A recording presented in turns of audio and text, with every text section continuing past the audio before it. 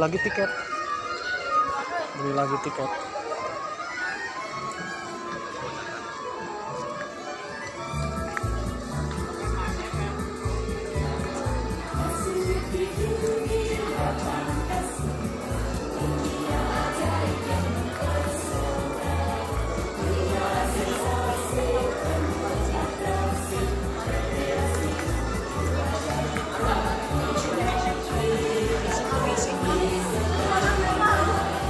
Coba batur cuma tahu.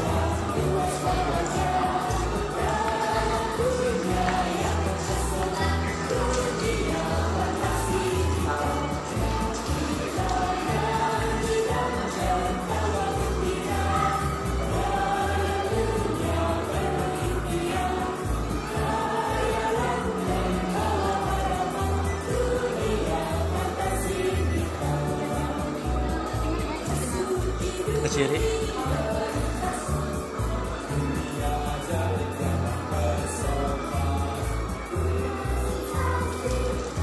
Tiga 5. Tanya aja lah.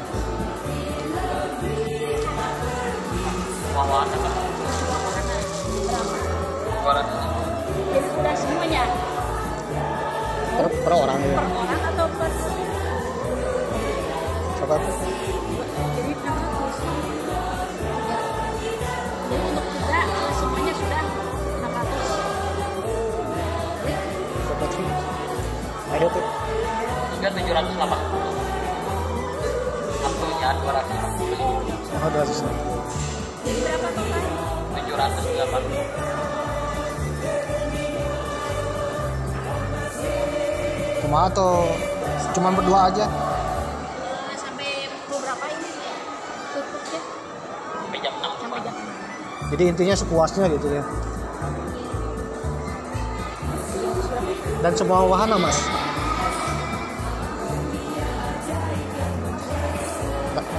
720. 80.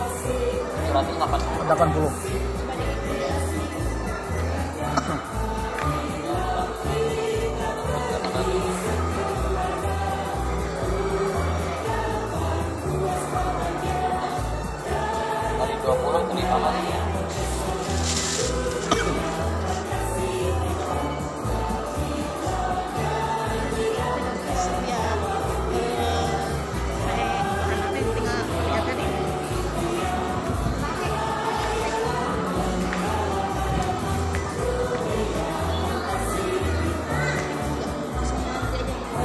Oh, langsung ngantri. Makasih bang. Oke kan? Bisa. Seharga naik kereta api roda ya guys. Dari Bandung menuju Solo balapan guys.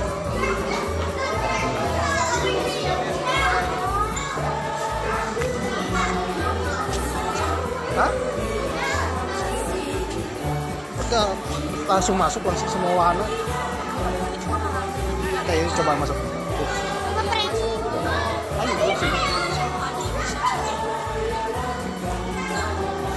Mas kalau yang ini berapa tiketnya? Ini langsung masuk sini mas? Langsung dari situ lah. Oh ngantri. Jadi sekali ngantri langsung masuk gitu? Iya.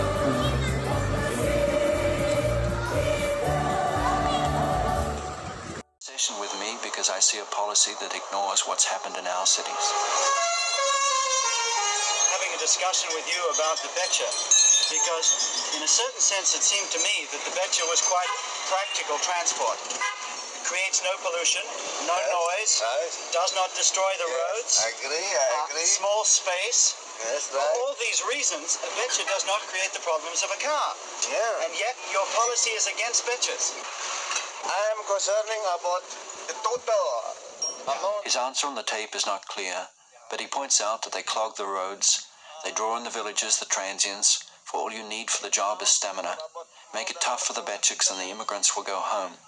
Put the rest to work in the factories to be built. And yet deep down one senses that the Betchiks are despised as a symbol of backwardness. So it's out with the Betchik and on to the factory worker in the modern society. Buses, taxis, and Opel, they will try to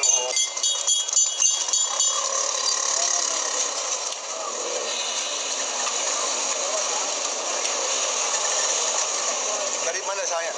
Di sini Jakarta sih. Orang Jakarta Pak Saudara, bukan orang luar. Asalnya? Orang tua di mana? Sini sudah meninggal semua. Orang Jakarta asli. Iya, Jakarta. He just somebody from Jakarta itself. He's not from the outside. Not from the outside. So he's okay. It's okay. But see what we call. It's not so much the present people who worry Sadikin. It's all the little brothers coming on. How do you feel when you see all this? No, truly speaking, I have two kind of feeling. Yeah. The first, you see, they are very, very happy. Yeah. I'm also feeling happy. Yeah. But on the other side, I tremble because of my responsibility for their future.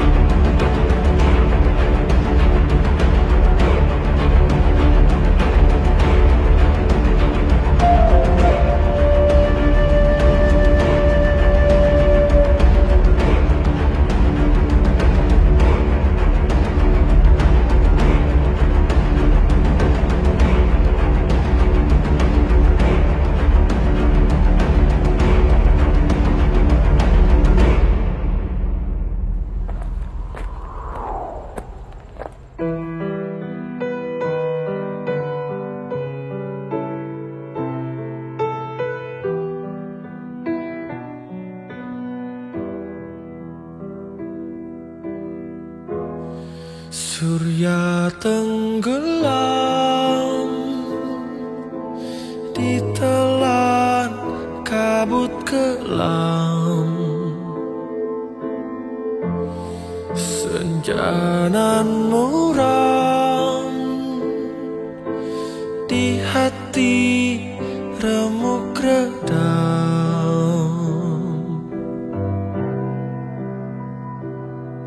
Jalan berliku dalam kehidupan, dua remaja kehilangan penawar rindu, kasih pujaan, menempuh cobaan. Malam mencekam, rembulan sendu rawan, anak perawan menanggung rindu dendam. Jalan berliku dalam kehidupan, dua remaja kehilangan penawar rindu, kasih pujaan, menempuh cobaan.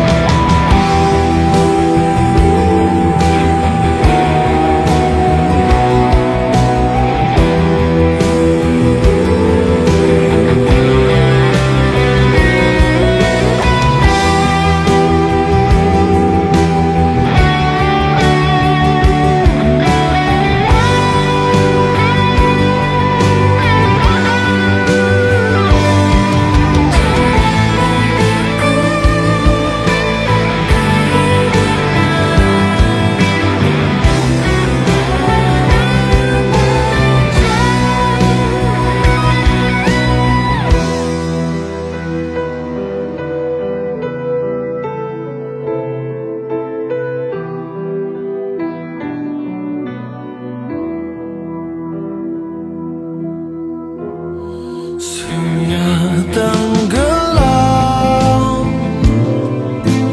ditelan kabut kelam. Senja nan muram, di hati remuk redam.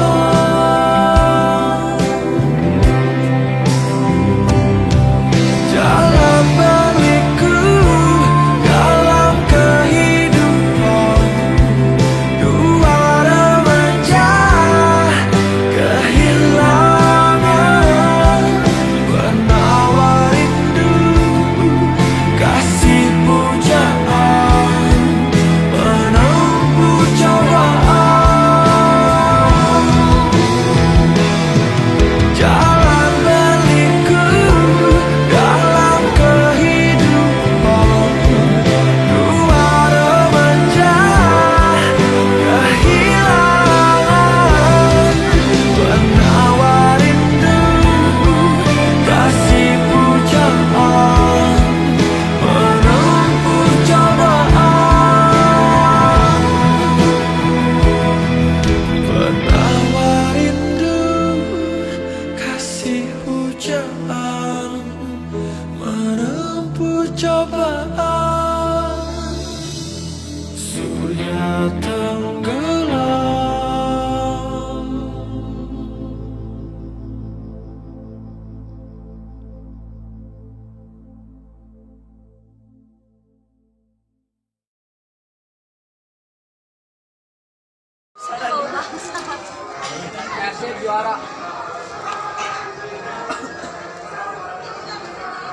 Kelihatan ya?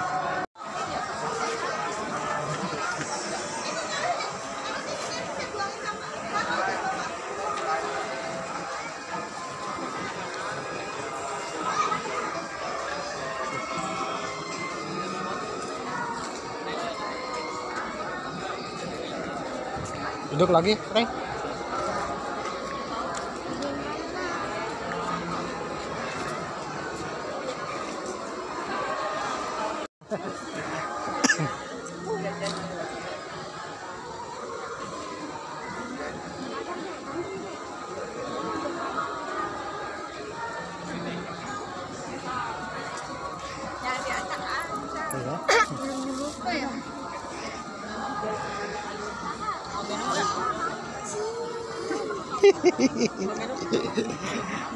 Bayangnya berapa? Satu, pintu gerbang utama Dunia Fantasi telah dibuka.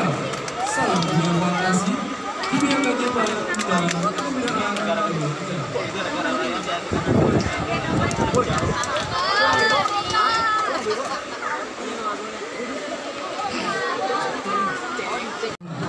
Seremonial.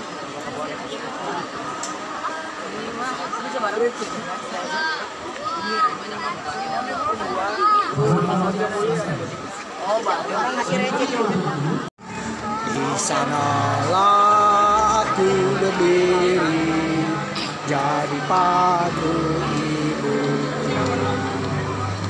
Indonesia bangsaku, bangsa dan tanah air. Kita berseru, Indonesia bersatu. Hiduplah tanahku, hiduplah negeriku, bangsaku, rakyatku semuanya. Indonesia Raya merdeka, merdeka, tanahku yang kucinta. Indonesia Raya merdeka, merdeka, hiduplah Indonesia Raya. Indonesia Raya merdeka, merdeka, negeriku yang kucinta. Indonesia Raya merdeka, merdeka, Indonesia Raya.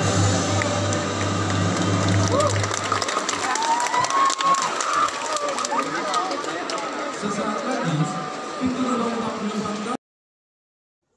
Assalamualaikum warahmatullahi wabarakatuh. Sampurasun. Apa kabar dulur-dulur baraya, warga negara Indonesia? Tetap semangat di tahun baru Islam 1446 Hijriah atau 2024. Mungkin video ini tayang ya setelah proklamasi pemirsa, setelah hari ulang tahun kemerdekaan Republik Indonesia yang ke-79 tahun. Jadi video ini tayang menjelang bulan September pemirsa. Waduh. Meskipun menjelang bulan September, aura-aura, aroma-aroma proklamasi masih terasa. Masih ada kegiatan proklamasi pemirsa untuk memeriahkan HUT RI yang ke-79 tahun pemirsa. Waduh. Atau mungkin ketika video ini tayang, kalian sudah mendapatkan hadiah dari perlombaan hari ke-79 tahun pemirsa. Gimana nih kabarnya? Apakah kalian tetap semangat atau melempem pemirsa? Tetaplah semangat seperti obor Monas untuk membangun bangsa pemirsa ya. Jangan sampai kalian tumbang. Waduh. Karena dirimu adalah penerus generasi yang akan datang, penerus para pahlawan dan cita-cita para pahlawan pemirsa. Waduh. Oke pemirsa, Mamang masih berada di Jakarta pemirsa, masih jalan-jalan backpackeran keliling-keliling tanah Jakarta. Dan kebetulan episode kali ini Mamang sudah ada di dunia gaib, dunia fantasi pemirsa. Ya, di wilayah Ancol Jakarta Utara, tepatnya di Dupan alias dunia fantasi. Ini merupakan salah satu wahana tempaknya yang ada di Indonesia pemirsa, yang mengusung fantasi. Waduh, khayalan. Jadi bagi kalian yang ingin merasakan fantasi menjadi nyata, ya kalian boleh jalan-jalan ke Dupan yang ada di Jakarta Utara pemirsa ya. Jangan lupa kalau berkunjung ke Jakarta, jangan lupa ke Dupan. Mamang datang ke area Dupan pagi hari sebelum dibukanya Dupan pemirsa, tepatnya kurang pukul 10 pemirsa. 9.30-an lah, setengah 10-an pagi pemirsa. Dan suasananya benar-benar ramai sekali, benar-benar banyak pengunjung. Dan kebetulan hari ini merupakan hari libur sekolah pemirsa ya, hari libur tahun ajaran sekolah. Oleh karena itu banyak adik-adik yang telah lulus sekolah atau mungkin telah naik kelas ya, berkunjung ke dunia fantasi yang ada di Jakarta ini pemirsa. Dan ternyata harga tiket masuk ke Dupan ini ada 2 kelas pemirsa ya, kelas reguler dan kelas premium. Kalau kelas premium itu harganya 600.000. Jadi begitu beli tiket langsung bisa masuk pemirsa, dan nanti katanya akan diprioritaskan ketika masuk ke wahana-wahana permainan. Sedangkan yang reguler pada saat Mamang datang itu sekitar 260.000 pemirsa. Waduh, ini tiketnya seharga tiket kereta api Lodaya pemirsa ya, dari Tasikmalaya ke Yogyakarta atau dari Bandung ke Yogyakarta. Lumayan lah.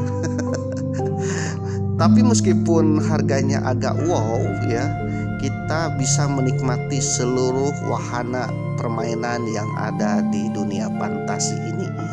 Konon katanya, permainan yang ada di wahana fantasi ini benar-benar banyak sekali ya.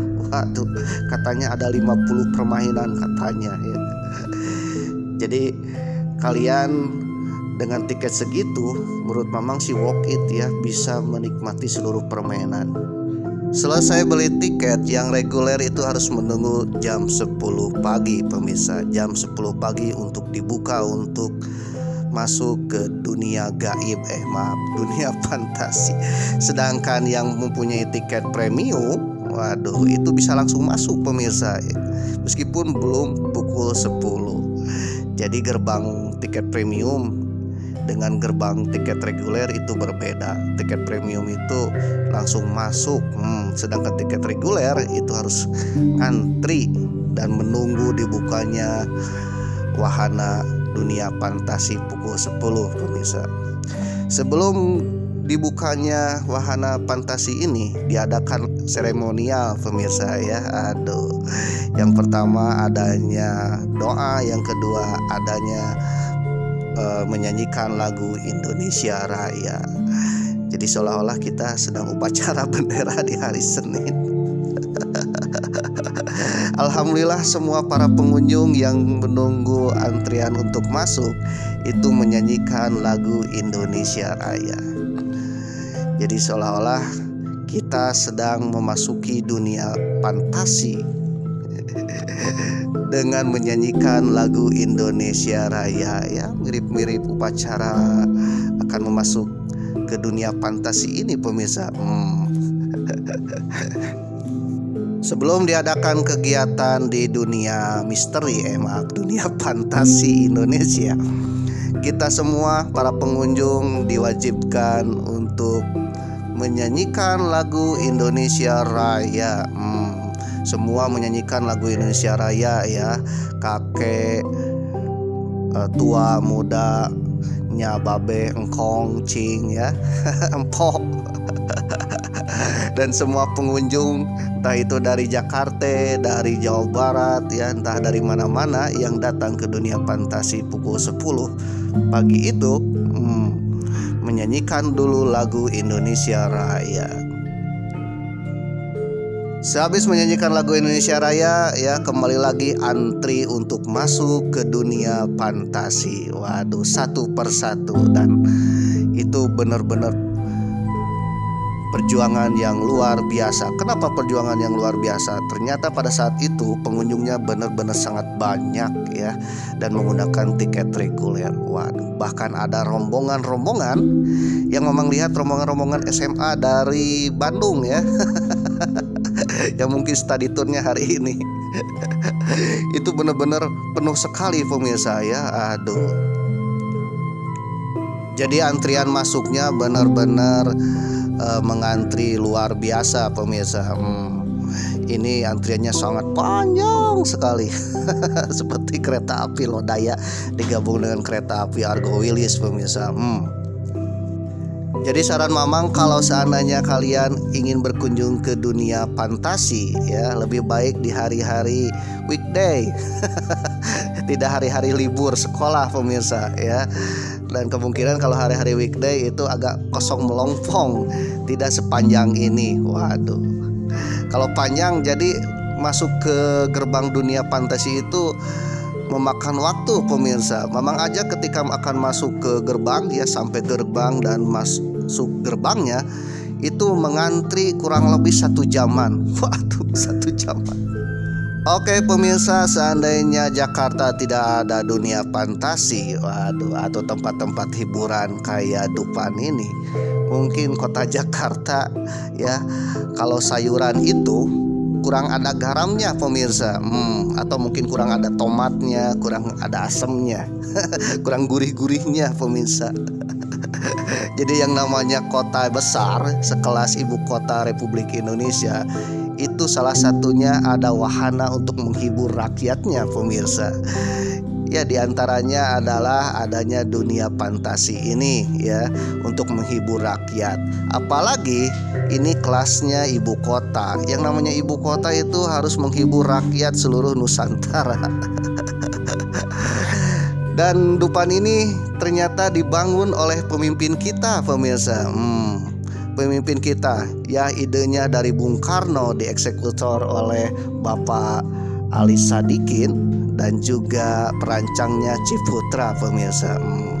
Mamang telah bahas di episode sebelumnya. Jadi bagi kalian yang penasaran, kalian bisa lihat di episode sebelumnya pemirsa, ada di link deskripsi.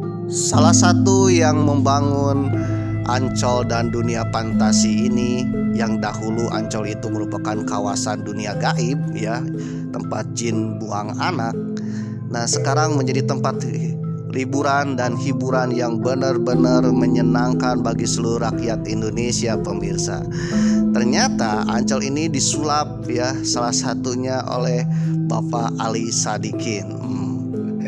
Kalian tahu Bang Ali ya, Bang Ali Sadikin.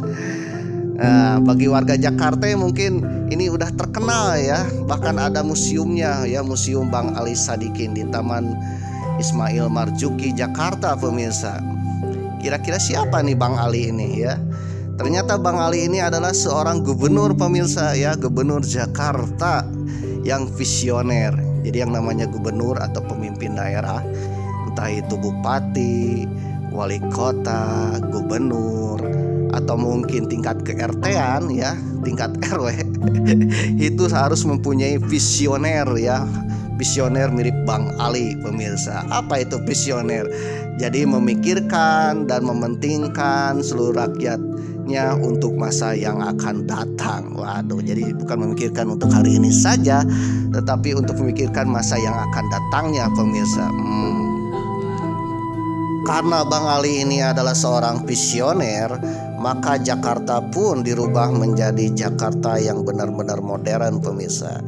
Sebelum Bang Ali menjabat, itu Jakarta benar-benar ibu kota yang paling kumuh di dunia pemirsa. Waduh, selain kumuh juga belum ada tempat hiburan di Jakarta. Waduh, dan juga Jakarta benar-benar semrawut. Tapi berkat kegigihan dan ide cemerlang Bang Ali ya, semua Jakarta yang semrawut ini menjadi Jakarta yang benar-benar modern pemirsa, yang benar-benar maju di Asia Tenggara. Waduh, selain itu Jakarta awalnya itu adalah kota yang miskin ya, miskin anggaran, miskin segalanya pemirsa. Waduh, juga pembangunannya terhambat. Tapi berkat Bang Ali, Jakarta disulap menjadi pembangunannya cepat. Ditambah lagi Bang Ali yang menjabat dari tahun 1166 sampai 1977. Setelah selesai jabatannya, Jakarta yang tadinya banyak hutang berubah menjadi Jakarta yang banyak saldo, pemirsa. Waduh. Jadi artinya pemimpin yang bisa merubah dari buruk menjadi baik, yang dari kumuh menjadi modern, dari terbelakang menjadi terdepan, itulah pemimpin yang hebat, pemirsa ya. Pemimpin hebat itu bukan pemimpin yang memimpin negeri atau kota yang sudah maju, tapi kota yang terbelakang menjadi maju. Itulah yang dikenal dengan visioner ya, mementingkan kota untuk masa yang akan datang. Dan ternyata ide-ide dan jejak-jejak Bang Ali, pembangunan Bang Ali itu masih dirasakan sampai hari ini. Termasuk salah satunya adalah area Ancol ini, pemirsa ya, dunia fantasi. Namun yang paling unik ya, bahwa Bang Ali ini bukan asli orang Jakarta ya, pemirsa. Waduh. Bang Ali bersama Wiryadinata sebagai wakil gubernurnya, dua-duanya berasal dari orang Sunda, pemirsa. Bang Ali dan Bang Wiryadinata ini berasal dari Sunda ya, kelahiran Sumedang, Jawa Barat ya, asli orang Sunda. Tapi meskipun beliau adalah orang Sunda, beliau ternyata membangun Jakarta dan mengembangkan budaya Betawi, pemirsa. Jadi orang Sunda yang mengembangkan budaya Betawi. Wah, hebat ya. Jadi itulah gubernur kita, gubernur Jakarta. Mamang kagum dengan Bang Ali ini, pemirsa ya, karena Bang Ali ini benar-benar gubernur Jakarta yang visioner, meskipun berasal dari Sunda, meskipun Mamang bukan warga Jakarta, pemirsa. Nah, ternyata Bang Ali ini latar belakangnya adalah seorang tentara, pemirsa ya, dari angkatan laut. Waduh ya, marinir lagi. Waduh. Yang diangkat menjadi gubernur Jakarta, pemirsa. Nah, ketika menjadi marinir ya, beliau ini pernah perang kemerdekaan. Konon katanya dalam perang kemerdekaan beliau membawa state gun ya, alias bedil seperti Rambo, itu dibawa sendiri, pemirsa ya, menghadapi para musuh sehingga musuhnya terjengkang, waduh, terbunuh, waduh.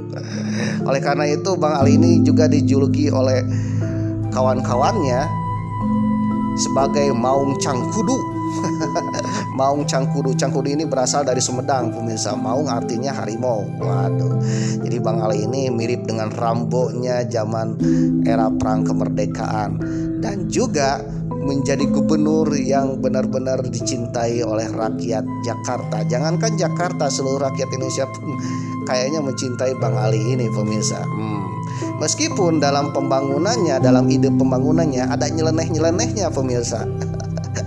Ada yang bikin orang kontroversi. Salah satunya adalah ide dilegalkannya judi untuk kalangan terbatas, untuk kalangan orang-orang kaya, pemirsa ya. Jadi orang-orang kaya yang ingin berjudi itu dilegalkan dan diberi pajak. Nah, pajaknya itu ternyata untuk pembangunan Jakarta dan untuk kesejahteraan rakyat, pemirsa. Berkat ide cemerlang itu ternyata ada pemasukan bagi kota Jakarta, pemirsa. Kira-kira kalau ide tersebut dilakukan kembali pada saat ini ya, kira-kira semua setuju tidak? Karena pada saat Bang Ali menjabat ya, ada kasino-kasino, tempat hiburan, bahkan juga tempat PSK ya, itu dilegalkan, tetapi terbatas dan dijaga ketat, pemirsa. Tidak semua orang bisa masuk ke sana. Jadi yang bisa masuk ke kasino itu ada syarat-syarat tertentu, pemirsa. Nah, ternyata berkat dari judi tersebut ya, kas DKI Jakarta benar-benar meningkat dan juga dijadikan untuk pembangunan Jakarta yang terbelakang kumuh menjadi modern, pemirsa. Dan juga bisa membayar hutang. Nah, sekarang kalau diterapkan, kira-kira kalian setuju nggak judi dilegalkan lagi dan untuk membayar hutang ya, hutang. atau tunggakan-tunggakan yang belum terbayar. Waduh. Dikutip dari tirto.id, Ali Sadikin, Ketua Umum PSSI, waduh, ke-8 yang menjabat tahun 1977 sampai 1981. Oh, ternyata selain jadi gubernur, Bang Ali ini adalah ketua PSSI, pemirsa. Ketua Persib dan Persija juga, pemirsa. Waduh. Iya kan, kalau jadi ketua PSSI mengetuai seluruh klub yang ada di Indonesia, termasuk Persija dan Persib. Persib kelahiran Bang Ali, Persija juga urusan Bang Ali karena beliau adalah gubernur Jakarta. Waduh. Dan juga ketua PSSI. Ali Sadikin adalah gubernur pertama di Indonesia yang dilantik di Istana Negara oleh Presiden Soekarno. Pelaksanaan pelantikan tersebut terjadi pada tanggal 28 April 1966 pukul 10 berdasarkan surat keputusan Presiden nomor 82 tahun 1966. Ali Sadikin kemudian resmi menjadi Gubernur DKI Jakarta pertama di Indonesia. Dalam surat keputusan tersebut juga dilayangkan peresmian Ali Sadikin sebagai anggota staf Waferdam bidang ekonomi, keuangan, dan pembangunan. Ali Sadikin banyak sekali yang membuat terobosan, baik kebijakan-kebijakan kontroversial dan kebijakan-kebijakan yang positif. Salah satu contoh kebijakan yang kontroversial yang dibuat oleh Bang Ali Sadikin adalah mengizinkan pembangunan proyek-proyek hiburan malam. Iya kan, kota besar tanpa hiburan malam atau hiburan-hiburan kan agak kurang ya. Selain itu, ia memperbolehkan adanya hiburan berupa perjudian di kota Jakarta. Waduh, kalau sekarang mungkin tidak boleh ya. Tapi kalau zaman Bang Ali itu diperbolehkan, dan ini menjadi kontroversial. Waduh. Dalam setiap kegiatan perjudian selalu dipungut pajak, dan hasil dan pungutan pajak tersebut dipergunakan untuk membangun kota serta membangun kompleks keramat tunggak. Selain kebijakan-kebijakan kontroversial, Bang Ali pun telah melakukan pembangunan infrastruktur Jakarta. Ia membuat Jakarta memiliki Taman Ismail Marzuki, Kebun Binatang Ragunan, Taman Impian Jaya Ancol termasuk Dupannya, Proyek Senen, Taman Ria Monas, Taman Ria Remaja, dan memberikan perhatian pada kota satelit yaitu Kota Pluit di Jakarta Utara. Selain itu, pada masa kepemimpinannya, Jakarta menggelar Abang dan None Jakarta. Berkat pemikiran Bang Ali, Jakarta memiliki event pesta rakyat setiap hari. Jadi Kota Jakarta atau HUT Kota Jakarta setiap tanggal 22 Juni, pemirsa. Jadi hari berdirinya Kota Jakarta diperingati 22 Juni. Ia juga mengajak masyarakat melakukan pelestarian budaya Betawi di kawasan Condet. Bersamaan dengan penghidupan kembali budaya Betawi di tengah masyarakat, kuliner seperti kerak telur menjadi diminati oleh banyak orang. Kebijakan ini menjadikan pertunjukan ondel-ondel dan topeng Betawi hidup di pesta rakyat setiap tahunnya. Ada beberapa perbaikan di bidang infrastruktur, terutama transportasi publik dan jalan raya, yaitu mendatangkan bus kota dan menata jalur trayeknya serta membangun halte untuk mengordinasi penumpang supaya lebih teratur. Selain infrastruktur dalam bidang olahraga, DKI Jakarta selama berada di bawah kepemimpinan Bang Ali selalu menjadi tuan rumah penyelenggaraan PON Pekan Olahraga Nasional. Tak hanya sebagai penyelenggara, kontinen DKI Jakarta pun selalu berhasil keluar sebagai juara umum berkali-kali. Aduh. Kemampuan dan mengorganisasi semua hal selama ia memimpin kemungkinan didapatnya dari hasil latihan militer. Ya, Bang Ali ini seorang militer, pemirsa. Sebelum menjadi gubernur, ia adalah seorang letnan jenderal KKO Angkatan Laut. Kalau sekarang mungkin marinirnya Angkatan Laut, pemirsa. Pria kelahiran Sumedang 7 Juli 1927 ini ditunjuk oleh Presiden Soekarno sendiri pada tahun 1966 agar bersedia menjadi seorang gubernur memimpin DKI Jakarta. Ia berpasangan dengan tokoh Sunda Raden Haji Aceh Wiryadinata Berdua mereka duet membangun kota Jakarta. Gubernur dan wakil gubernur dua-duanya berasal dari Sumedang, dari Jawa Barat, memimpin Jakarta. Bang Ali sempat menjabat sebagai Deputi Kepala Staf Angkatan Laut. Ini artinya memahami bidang administrasi.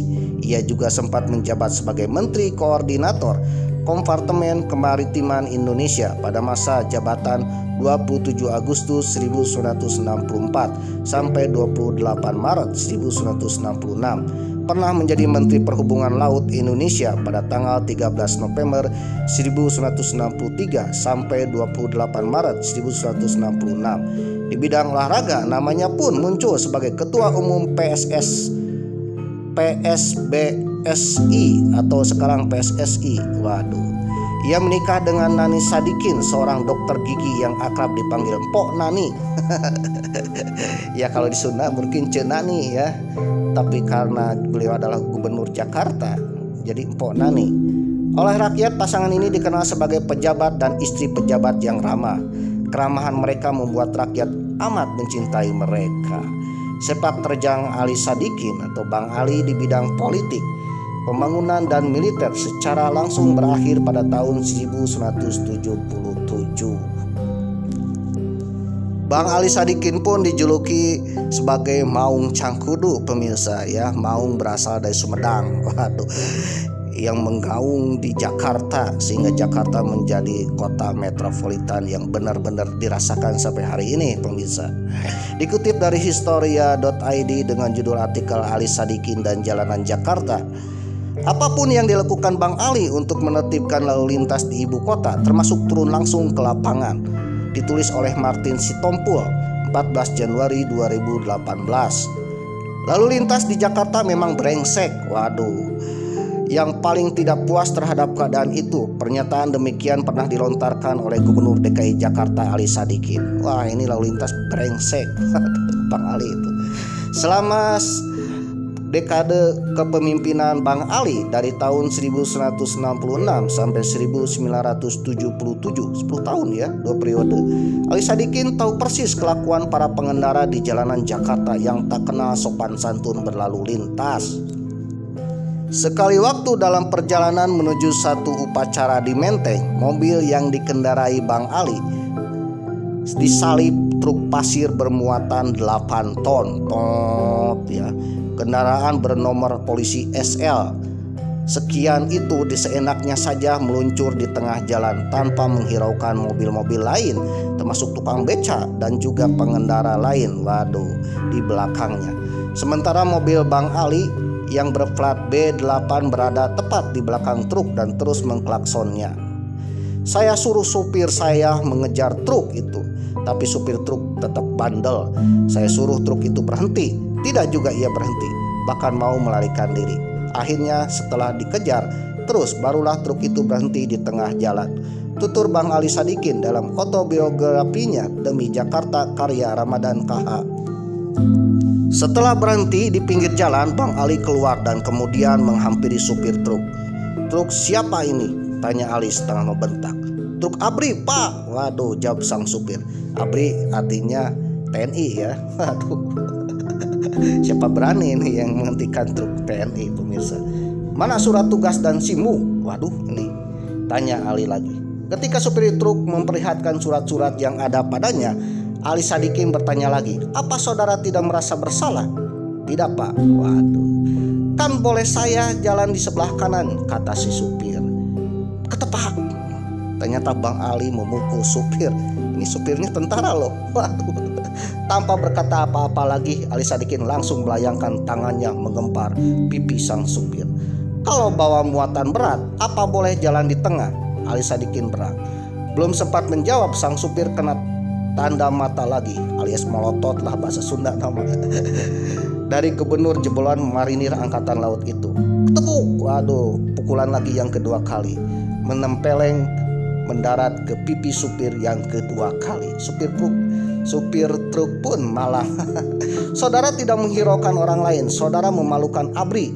Saya juga dari ABRI," kata Ali Sadikin yang memberi teguran keras. "Jadi ABRI jangan sembarangan," kata Ali lagi sebelum naik lagi ke mobil. Waduh, jadi truk tentara yang sembronong itu ya dihentikan oleh seorang gubernur dan memukulnya. Ya, untungnya Bang Ali ini berasal dari sama-sama ABRI ya, Angkatan Laut. Di dalam mobil Bang Ali masih dongkol. Dia pikir karena sudah ABRI boleh semaunya. Bahkan harusnya sebaliknya ia harus memperlihatkan contoh yang baik kepada rakyat. Demikian gurauan Bang Ali kepada supirnya yang dikutip dari historia.id. Ternyata Jakarta pada masa Bang Ali itu harus dibenahi pemirsa, karena masalahnya salah satunya ada di lalu lintas. Waduh, pengemudi ugal-ugalan macan tadi hanya satu dari sekian persoalan lalu lintas era Ali Sadikin. Kemacetan menambah keruwetan lalu lintas ibu kota. Keadaan akan semakin parah bila Jakarta diguyur hujan deras yang mengakibatkan jalanan kebanjiran. Mobilitas pun bisa lumpuh. Ketika baru memimpin Jakarta, Ali Sadikin dihadapkan persoalan lalu lintas yang pelik. Pada tahun 1167, kendaraan bermotor di ibu kota meliputi 500.000 unit. Angka kecelakaan saat itu terbilang tinggi, rata-rata 2 orang meninggal dan 17 orang menderita luka-luka. Jadi dalam setahun korban meninggal akibat kecelakaan mencapai 726 orang. Lalu lintas di Jakarta adalah persoalan yang rumit, ujar Ali Sadikin. Salah satu masalah adalah kurangnya jumlah dan panjang jalan serta sempitnya sejumlah jalan-jalan yang sudah ada. Selain itu, perilaku pengguna jalan yang tak disiplin berkendara menurut Ali menjadi biang kerok masalah lalu lintas. Akhirnya Bang Ali pun membenahi jalan-jalan di ibu kota pemirsa ya. Untuk membangun jalan, Pemda DKI Jakarta menemukan masalah dalam membangun jaringan jalan raya. Kendala itu disebabkan oleh letak geografi Jakarta yang hanya beberapa ratus meter dari atas permukaan laut. Ini membawa hambatan-hambatan teknis dan membuat pembuatan jalan menjadi sangat mahal. Tulis Ratu Husmiati dalam tesisnya di Universitas Indonesia berjudul Ali Sadikin dan Pembangunan Jakarta 1966-1977.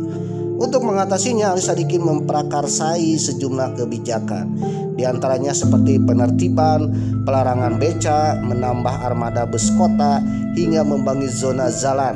Pada periode Ali Sadikin, jalanan Jakarta dibedakan menurut fungsinya, yaitu jalan ekonomi, jalan lingkungan, dan jalan desa. Ratu juga mencatat kebijakan Ali Sadikin dalam menormalisasi jalan dalam kota, seperti normalisasi sebagai jalan raya Jakarta Bogor antara Cililitan sampai batas kota Jakarta, normalisasi jalan raya Pondok Gede, normalisasi jalan terobosan Warung Buncit yang meliputi jalan Mampang, Perapatan sampai Ragunan.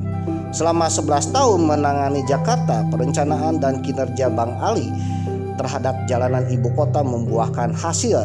Jalan-jalan diperbaiki, diperlebar, dibangun yang baru dan dipelihara dengan benar. Lampu lalu lintas ditambah hingga lalu lintas menjadi lebih baik. Waduh. Transportasi publik semakin baik dengan tambahan beberapa ratus bis baru termasuk minibus sejak 1976 dan seterusnya, ujar Susan Blackburn, sejarawan Universitas Monash yang meneliti Jakarta dalam Jakarta Sejarah 400 tahun. Sang Rambo dari Cangkudu pun ya, ketika menjabat gubernur Jakarta itu menghadapi banyak masalah pemirsa dari nol ya. Dari semrawut, tapi berkat kerja kerasnya berubahlah kota Jakarta.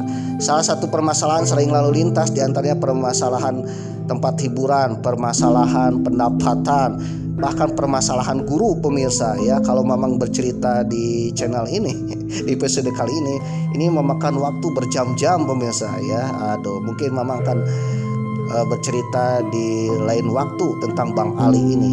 Bang Ali ini banyak cerita ya, cerita untuk menangani masalah ya, masalah ketika beliau menjabat menjadi gubernur Jakarta pemirsa.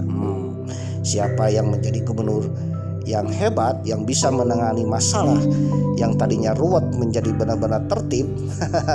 Beliaulah gubernur yang hebat pemirsa. Ngomong-ngomong bentar lagi mau pilkada ya. daerah-daerah bulan November ya 2024. Tuh calon-calonnya udah keluar nih. Mamang pesan aja ya, carilah gubernur yang baik, visioner, mirip Bang Ali. Siapakah dia? Cari aja sendirilah. Oke, kalian sudah dewasa ya, bapak ibunya babe sudah tahu mana yang baik dan benar ya, pilih aja yang baik dan benar dan visioner. Ya setidaknya mirip Bang Ali ini pemirsa. Dikutip dari laman tirto.id, kisah-kisah judi di tangan Ali Sadikin. Duit judi dipakai untuk membangun Jakarta. Waduh. Ali Sadikin membangun Jakarta dari uang pajak judi. Banyak yang tak sepakat, tapi toh berhasil. Waduh. Penulisnya adalah Felix Nurtanil, terbit 27 Oktober 2022.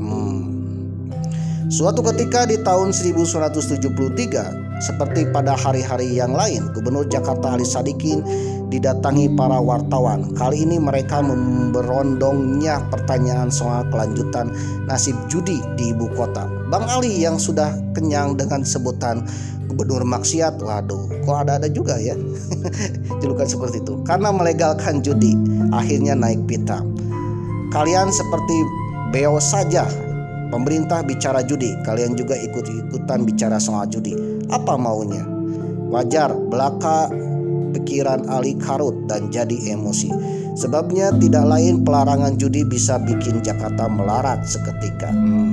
Hari pertama bekerja sebagai gubernur Jakarta, Ali tak menyangka bahwa pemerintah pusat hanya membekali modal untuk membangun Jakarta sekitar 66 juta rupiah. 66 juta rupiah tahun 1966. Ya mungkin 6 miliar ya. Aduh.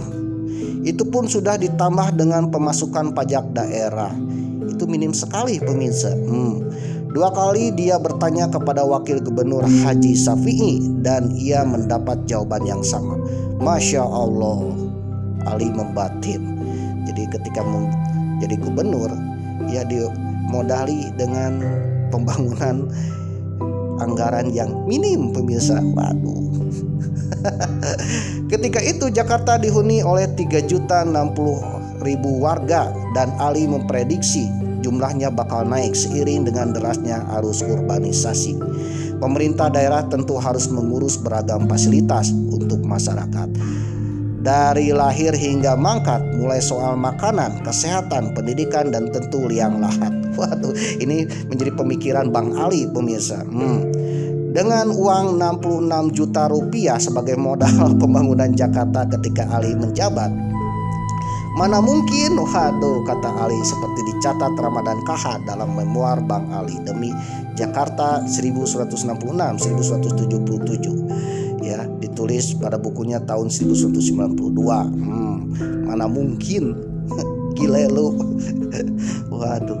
Maka satu hal yang harus digenjot Ali adalah pemasukan daerah dari pajak. Pada masa itu wajib pajak yang punya uang tak mau membayar, sedang yang miskin tentu tak mampu melunasi kewajibannya. Jadi bingung. Waduh, harus ada sumber pendapatan baru. Dan itu ternyata muncul dari judi. Bagi Ali, ketimbang mereka berjudi diam-diam, lebih baik dilegalkan saja, dan sebagai imbalannya harus ada uang yang ditarik dari sana untuk menambah pemasukan daerah. Memang judi pada saat itu ilegal ya, diam-diam. Nah, oleh Bang Ali disulap menjadi legal.